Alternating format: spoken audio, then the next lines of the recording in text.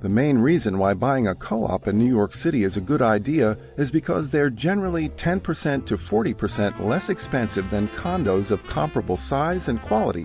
Co-ops are less expensive for two main reasons. There are significantly more co-ops than condos in New York City.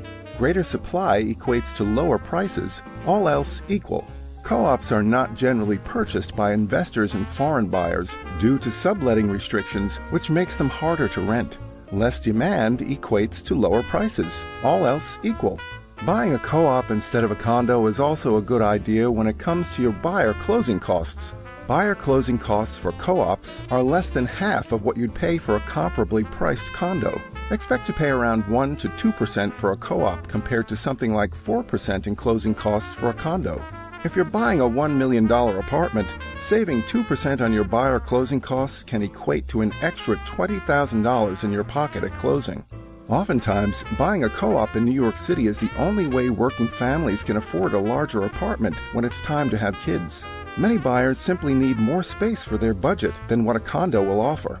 Unlike condominium apartment owners, cooperative apartment owners are technically shareholders of a corporation that owns the entire apartment building.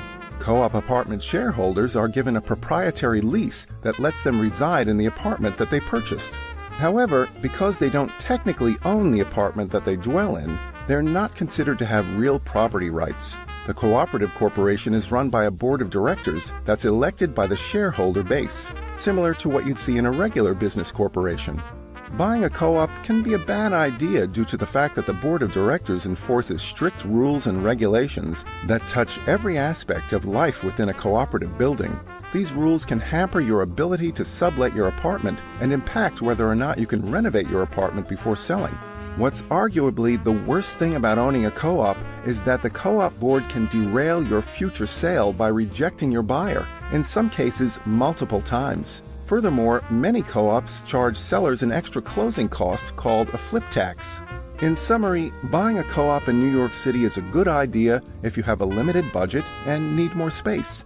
For most working New York families who don't want to deal with long-hour commutes by moving out of the city, buying a co-op is a very attractive alternative, primarily because of the reduced cost of co-op versus condos. Furthermore, the typical co-op subletting restrictions don't have any effect on a buyer who has no plans to leave New York City. Looking to buy or sell a home in New York? Learn how you can save on commission and closing costs at www.hauseit.com.